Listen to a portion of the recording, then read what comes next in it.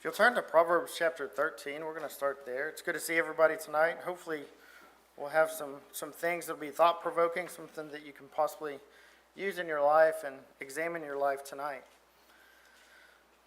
We're going to start in Proverbs chapter 13 and read verse 20. Proverbs 13 and verse 20, it says, "He that walketh with wise men shall be wise, but a companion of fools shall be destroyed."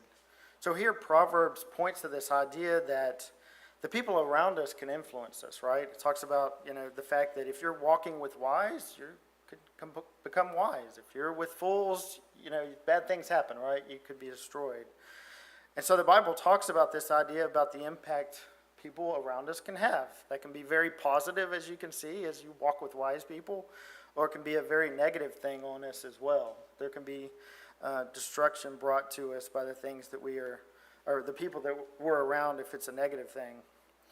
I thought of this lesson, I came up with this idea based on a quote that I have heard before in my life, and I've heard people talk about it and this idea, but I ran into it just recently again.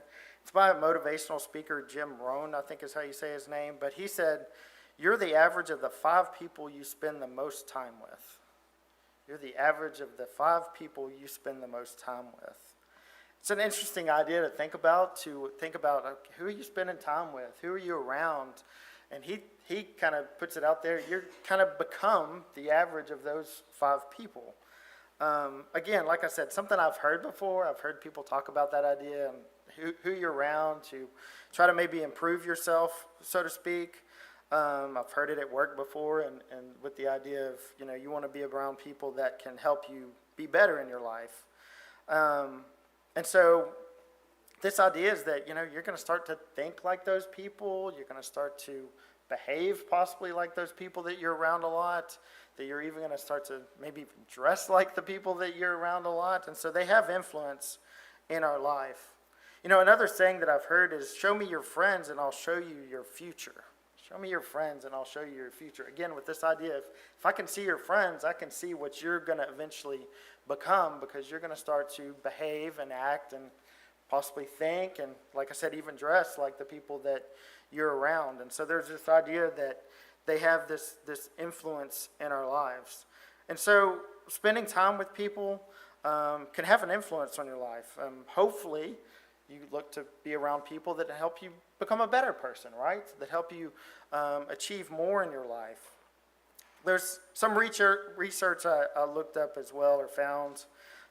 Some people believe it's 5 people. Some believe it's more than 5. Who knows if it's the 5 people or the 10 people you're around. But some people say, that influence extends way beyond 5 people, and it's even people you haven't met that have influence in your life. But at some level, wherever you draw that line, influence is real, and God talks about that in the Bible and teaches a similar concept that the people around us matter. They influence us in our lives from in one way or the other. Some research suggests that people that surround you have the biggest impact on your behavior, on your attitude, and on your results, whatever you're doing in your life. And research is showing, at least some of this that I've found, that the people that surround you have the biggest impact on those things, your behavior, your attitude, and your results. And then finally, I found this. There's a social psychologist from Harvard, David McClellan, and this was kind of eye-opening. It said, "The people you habitually associate with determine 95% of your success or failure in life." 95%. Wow, that's a lot. I don't know how true that is. I don't know how he measures 95%. I don't know how he measures what your success is or your failure is in life. But again, the idea that the people around you can certainly have an impact greatly on your life. And some of these folks that research this have talked about it and talked in great lengths about the impact people around you can have. So hopefully it's not a hard thing to understand that people can really influence our lives. And sometimes it can be a very positive thing. Some people are very helpful and help you achieve more in your life. And then sometimes people hold us back and they influence us in the wrong way. And in a variety of circumstances, they can be a negative in our lives. In Proverbs chapter 27,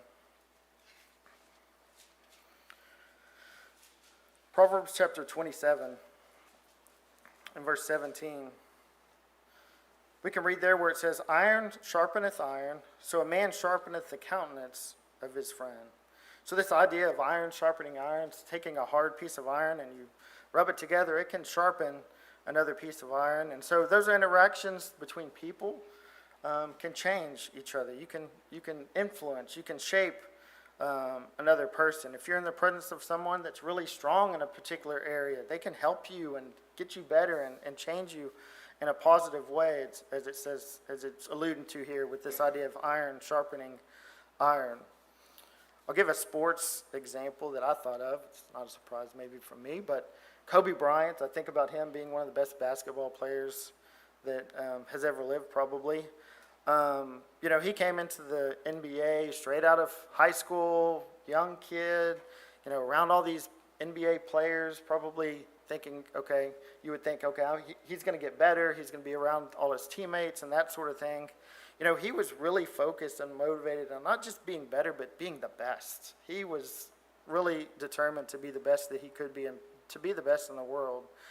And, what did he do? He didn't just hang out with his teammates. He didn't just hang out with the people that happened to be around him. He sought out people that could help him get better. And one of those people he sought out was Michael Jordan, who many will believe, and can argue this with my wife, she believes is the best basketball player that's ever lived. If you want to have a fun conversation, go tell her it's somebody else. But he went and he sought out what he thought was the best. And he looked to gain knowledge and skills and everything that he could from what he thought was the best in the world. And so he became one of the best in the world as well. And so he looked for and actively sought out somebody that could help him be better, that could improve what he wanted to do in his life. The question for us is, what's our goal? Is our goal to be the best basketball player in the whole world? Probably not. That would have been pretty cool, but probably not our goal right now. What's important to you? Like I said, I've heard this quote and I've heard this kind of idea before. I think I've heard it at work and other places. If you want to become a better leader, go find leaders that are really good and successful and spend time with those people, right? If you want to own your own business, go find people that have started and built businesses and are successful. That's the people you want to be around. Don't be around somebody that keeps failing when they try to open a business. Go find somebody that's successful, right? If you want to be a great chef, do not hang around me. I'm not going to help you be a better cook. Go find somebody that's a great cook and learn how to cook and then invite me over to eat. But I'm not going to help you become a better cook. So you need to find people that are good at those things. And like I said, we can understand how that can happen in our lives. But we as Christians, I guess, is the point. We as Christians, what is really our goal? What should be our goal in our life? And how can we get better? I hope our number one goal is to serve God and obey God. And now if we want to do that, we want to be around people that are good influences in that way, good godly influences, people that are striving to do the same type of things, to live a life according to God's will and live a life in service to Him. And so I hope we'll understand that we can chase other things. There's plenty of things that you can maybe get better at, and there's nothing wrong with going and finding a mentor to be a better leader, whatever the case may be. But our number one goal should be to make sure that we're around people that can help us and influence us be better Christians and be better service in God's kingdom. And those associations and those friendships are important. In Ruth chapter 1, talk a little bit about some of the associations or friendships that we can and should have. Ruth chapter 1, this talks about the relationship between Naomi and Ruth, her daughter-in-law. And in verse number 16 and 17 of Ruth chapter 1, it says, And Ruth said, Entreat me not to leave thee, or to return from following after thee. For whither thou goest, I will go, and where thou lodgest, I will lodge. Thy people shall be my people, and thy God my God. Where thou diest, will I die, and there will I be buried. The Lord do so to me, and more also, if aught but death part thee and me. And so, in this situation, Ruth, the daughter-in-law, wanted to stay with Naomi, wanted to be the friend, wanted to serve the same God and support her in this situation. And so we can see the relationship that they had and the love that they had one for another. In Ecclesiastes chapter 4, Ecclesiastes chapter 4.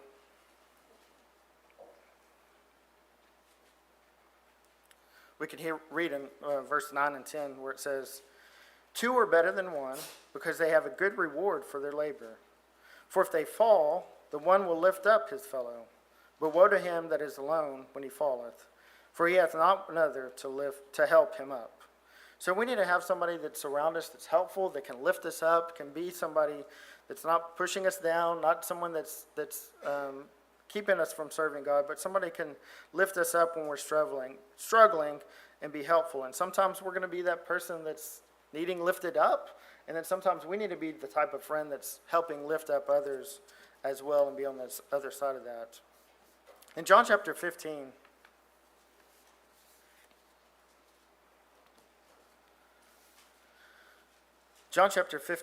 and verse 12 through 15, it says, "This is my commandment, that you love one another, as I have loved you. Greater love hath no man than this, that a man lay down his life for his friends. Ye are my friends, if you do whatsoever I command you. Henceforth I call you not servants, for the servant knoweth not what his Lord doeth.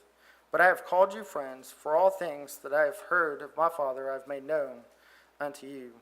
So Jesus talks about this idea of being friends, his disciples and those around him being friends, and the love that he had for those friends. And we need to have people in our life that have that same kind of idea, that they have a love one for another. Another example in Samuel is Jonathan and David. I know Briley, I think it was, spoke about the relationship that they had a while back. But Jonathan and David had the kind of friendship that we want to have with fellow Christians. And so when we look at the people around us, what kind of people do we want around us? What kind of characteristics should they have? In 1 Thessalonians chapter 5,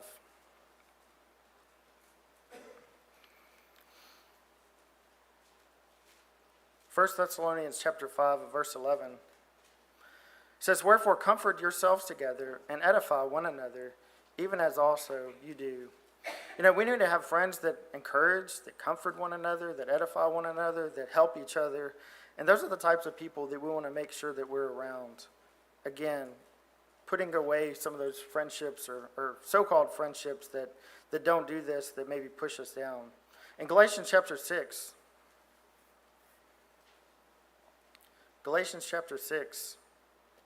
in verse number 2, it says, "Bear ye one another's burdens, and so fulfill the law of Christ." You want to be with somebody that's helping to lift you up again, to bear your burdens, to support you when things are going maybe poorly, and when times get tough. You want to have somebody close that loves you and will help bear those burdens. In Ephesians chapter 4,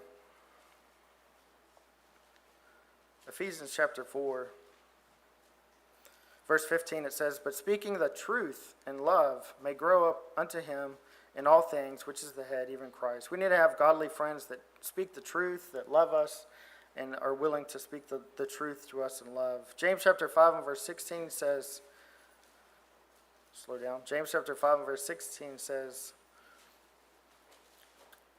"Confess your faults one to another, and pray one for another, that ye may be healed. The effectual fervent prayer of a righteous man availeth much."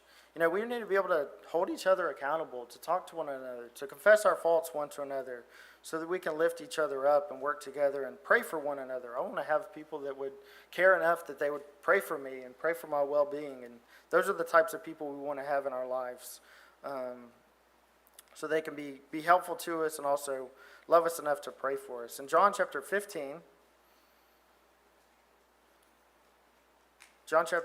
and verse 13, says, "Greater love hath no man than this, that a man lay down his life for his friends." We want to have godly friends that are willing to sacrifice and do things for us. You don't want to have too many people that have to die for you. You kind of start to lose your friends that way, but you want to have somebody that loves you enough to sacrifice and to do things that maybe are a bit hard for them, but they love you enough that they're willing to do that. That's the kind of people that we want to be around. In John chapter 13 and verse 34,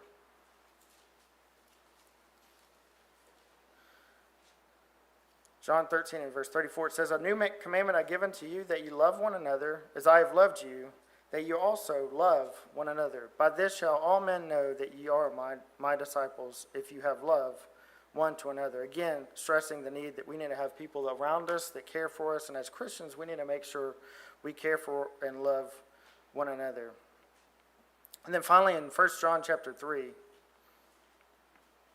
1 John chapter 3, starting here in verse 16. It says, Hereby perceive we the love of God, because he laid down his life for us, and we ought to lay down our lives for the brethren. But whoso hath this world's good, and seeth his brother have need, and shutteth up his bowels of compassion from him, how dwelleth the love of God in him? My little children, let us not love in word, neither in tongue, but in deed and in truth. And so we want people around us that can exemplify God's love for us, Christ's love for us, not just in their word, not just by saying it, but some of their actions as well. That they have a love for us, and we have a love for them. That we can really support each other and help each other when things are going rough, as it says here, not just in word, but in deed. So I hope we'll consider the friends that we have, the people that we have around us. You know, one of the things that I've heard and some of the guidance when we talk about the influence of people in our life is you kind of have to actively make sure that you're putting people in your life that are going to be a good influence. You know, it's real easy to just walk through life and just whoever happens to be around is who you're around, and sometimes that can be really detrimental. You know, I could go to work and I could just be around the people that I work with, maybe in my work group, people that are on my floor, and just kind of be influenced by those people. Or I could be active, right? And I could search out and look for people that have, you know, leadership that I want to build, or have a role maybe that I want to learn about. But that takes work, and that takes effort, and that takes thought. It's real easy to just show up and not really do anything.